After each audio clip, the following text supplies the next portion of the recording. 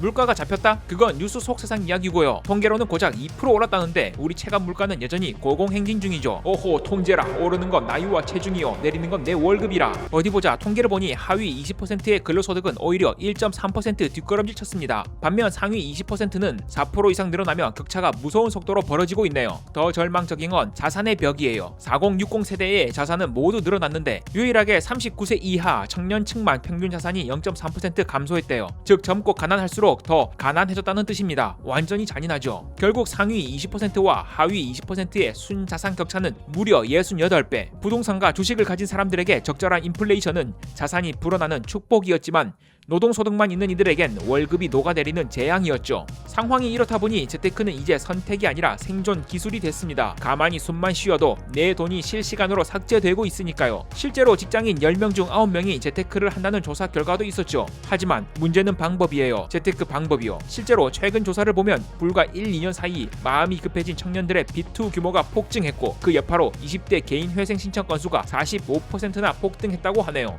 이런 뉴스를 보면 또 어떤 분들은 개인의 탐욕에 대해서만 비난을 하는 경우들을 볼 때가 있는데요. 일정 부분 동의는 합니다. 그런데 저는 사람은 상황에 지배당한다는 말을 믿어요. 인간은 그리 강하고 고귀한 존재가 아니라고 생각한다는 겁니다. 그러니 이런 말도 있지 않겠어요? 당신이 도덕적인 이유는 단지 유혹받을 기회가 없었기 때문일지도 모른다. 이 말을 조금 비틀어 볼까요? 저와 여러분이 지금 이성적인 투자를 하고 있다면 단지 아직 벼랑 끝에 몰리지 않았기 때문일지도 몰라요. 지금 시대는 남녀노소를 가리지 않고 개인에게 끝없는 증명을 요구하잖아요. 자산이 없으면 패배자라고, 이대로면 영원히 도태될 것이라고 말이죠. 결국 사람들을 위험한 투기판으로 이끄는 건 더 먹고 싶은 욕심이 아니라 어쩌면 잡아먹히지 않으려는 발버둥일 수 있다는 겁니다. 머리로는 알죠. 위험하다는 거, 잘못되었다는 거. 하지만 본능이 비명을 지르는 상황에서 차분한 이성 따위가 들어올 틈이 있을까요?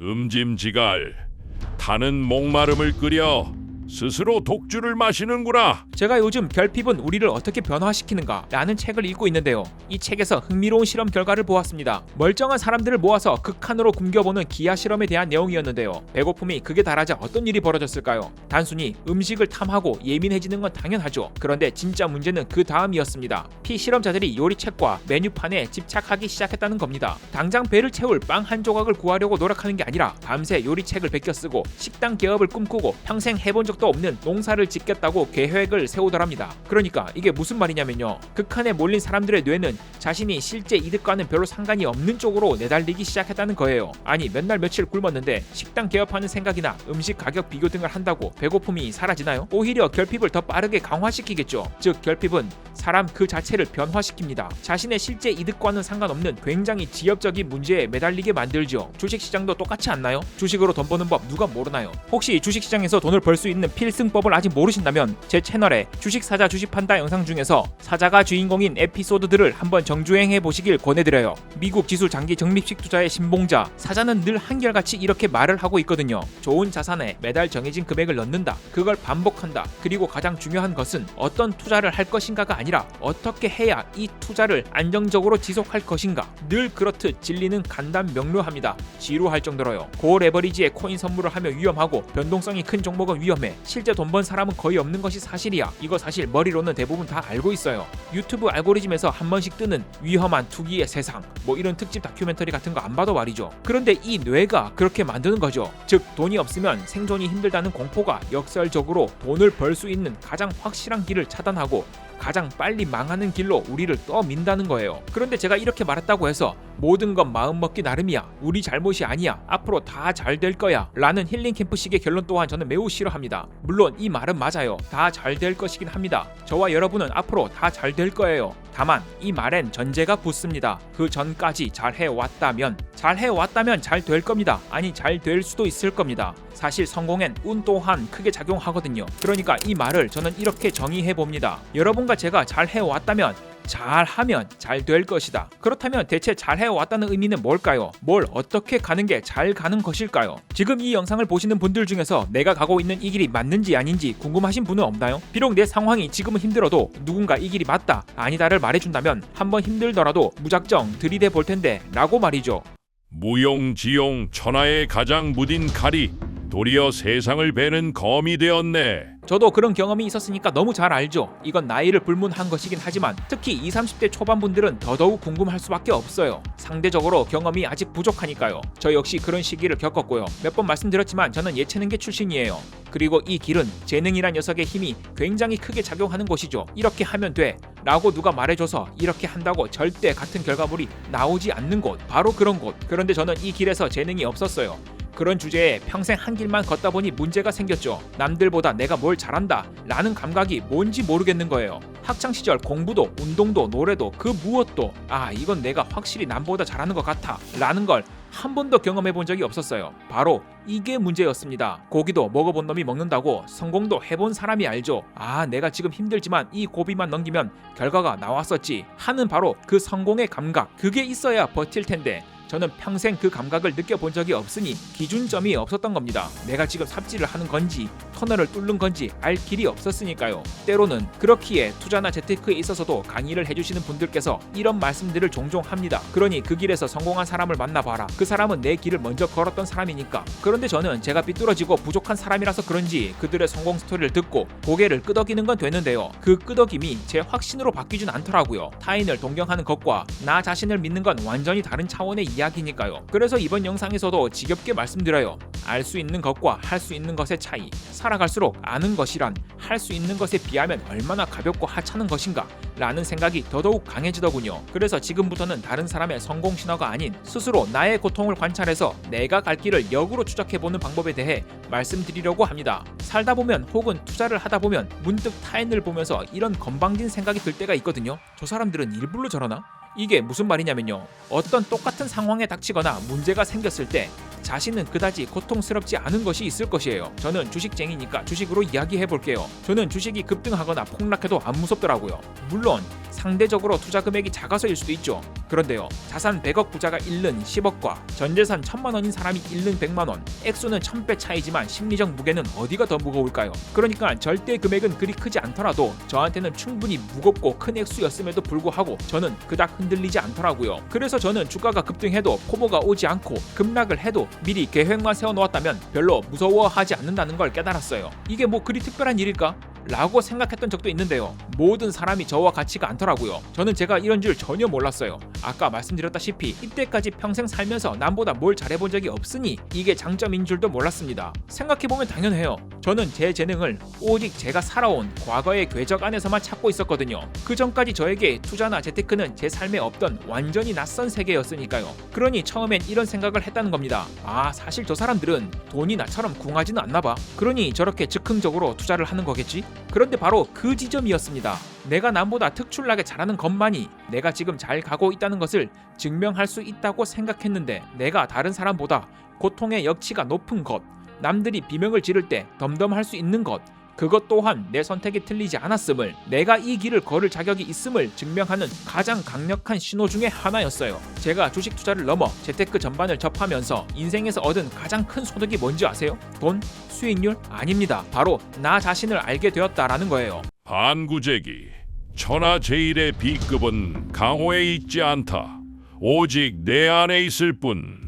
재테크의 사전적 정의를 보면 보유한 자금을 효율적으로 운용하여 재산을 불리는 행위라고 되어 있어요. 대부분의 사람들은 뒷부분, 즉 운용하여 불리는 행위에만 집중합니다. 어디에 투자해야 대박이 날까 하고요. 그런데 저는 앞부분 보유한 자금을 이라는 단어에 꽂혔습니다. 여기서 보유한 자금이라는 게 단순히 통장에 꽂힌 시드머니만 말하는 걸까요? 아니요. 저는 이걸 내가 가진 모든 자원으로 해석했습니다. 그것은 주위 사람일 수도 있고 자신에게 남은 시간일 수도 있습니다. 20대에겐 20대에게 맞는 투자 방법이 있을 것이고 50대, 60대에겐 그 세대에 맞는 투자 방법이 있을 테니 말이죠. 뿐만 아니라 자신의 성격 그리고 현재 자신이 처한 상황 모든 것이 들어갑니다. 책임질 가족 없이 내 몸 하나만 건사하면 되는 사람과 아픈 가족을 부양해야 하는 사람이 똑같은 환경일 수는 없잖아요. 자신이 가지고 있는 모든 것을 최대한 제3자의 관점에서 객관화해보는 것. 저는 이 과정에서의 경험이 주식 투자뿐만 아니라 제 인생의 모든 것을 바꿨다고 감히 말씀드립니다. 아주 단편적인 예를 제 삶에서 들어볼게요. 바로 자녀 교육. 저는 현재 갓 초등학교에 입학한 아이를 키우다 보니 현재 제 삶에서 가장 중요한 이슈 중에 하나가 바로 사교육이에요. 당연히 또래 학부모님들 역시 모이면 관련 이야기를 가장 많이 하죠. 불안하니까요. 그러나 저는 제 아이의 사교육, 특히 영어 쪽에는 과한 비용을 쏟지 않기로 결정했습니다. 그 이유는 첫째 효율입니다. 영어는 앞으로의 세상에서 전혀 필요 없다가 아니라 AI 기술이 발전할수록 언어 습득에 드는 노력 대비 가성비는 급격히 떨어질 것이라 판단했거든요. 물론 저도 돈이 아주 많았다면 시켰을지도 모릅니다. 오히려 앞으로는 영어의 효율이 떨어지기 때문에 진짜 가진 자들은 더 많은 돈을 쏟아붓겠죠. 생각해보세요. 모두가 AI 통역기를 쓰는 세상에서 굳이 직접 유창하게 영어를 구사한다는 것, 그건 이제 생존 기술이 아니라 나는 기계의 힘을 빌리지 않아도 될 만큼의 여유가 있다는 계급의 증명이 될 테니까요. 하지만 저는 제 위치를 압니다. 제 보폭으로는 그들의 발걸음을 따라가려다간 오히려 더 많은 것들을 놓치게 될 거예요. 그리고 두 번째, 저희 부부라는 자산의 성향 분석입니다. 아이뿐만 아니라 저희 부부 자체가 영어와 사교육에 올인할 만큼의 관심사나 에너지가 부족해요. 억지로 시켜봤자 효율이 안 난다는 걸 아이가 아닌 우리 스스로 너무 잘 안다는 거죠. 더 쉽게 말하면 아니 우리가 어릴 때 그렇게 공부를 안 했다고요. 그래서 정석대로 혹은 효율이 높은 그 길을 몰라요. 간혹 애한테 얘는 누굴 닮아서 이렇담? 하는 부모님들 계시죠. 누구 닮게 누구 닮았겠어요. 아빠 아니면 엄마겠죠. 저 메타인지 좋습니다. 우리 애를 보니까 딱 대구박이 우리 집안 사람 맞더라고요. 그러면 아이가 컸을 때 왜 자신에게 사교육을 안 시켜줬냐고 가질 불만? 그건 제가 감당해야 할 몫이고 이 아이 자신이 감당해야 할 몫입니다. 뭐 어디 사교육비 맡겨놨니? 얘야 인생은 실전이야. 그렇다면 아이 사교육이라는 종목을 매도 혹은 비중 축소하고 확보한 그 시간과 재화로 저는 어디에 베팅을 했을까요? 간혹 이 재테크판에 있다 보면 자신의 자녀에게 일찍부터 투자를 가르치겠다는 분들도 꽤 있습니다. 그러나 저는 금융 감각이란 가르치는 게 아니라 부모의 삶을 통해 자연스럽게 습득되는 것이라고 생각합니다. 물론 저를 포함해서 이 영상을 보고 계신 대부분의 분들은 어릴 때부터 그런 금융 교육이나 조언을 못 듣고 자랐겠지만요. 그래도 이렇게 지금이라도 치열하게 알아가려고 하잖아요. 그렇게 윗물이 흐르면 자연스레 아랫물도 그 물길을 따라 흐르리라 저는 믿습니다. 그래서 저는 인간성이라는 종목에 장기 투자하기로 결심했습니다. 기술이 발전할수록 희소해지는 가치는 결국 사람다움일 테니까요. 책을 읽으며 문해력을 기르고 어른을 보면 인사하고 잘못했으면 사과할 줄 아는 태도, 저는 이 가치가 미래 시장에서 더 큰 프리미엄으로 다가올 것이라 판단했어요. 이제 효율이 최고의 가치로 꼽혔던 시대가 저물고 있잖아요. 더 이상 인간은 효율성 측면에서 그리 우월한 존재가 아니니까요. 그래서 역설적으로 기계가 할 수 없는 것들, 아니 너무 비효율적이라 굳이 할 생각을 안 하는 것들, 즉 불완전한 인간이기에 해야 하는 것들에 집중하려고 합니다.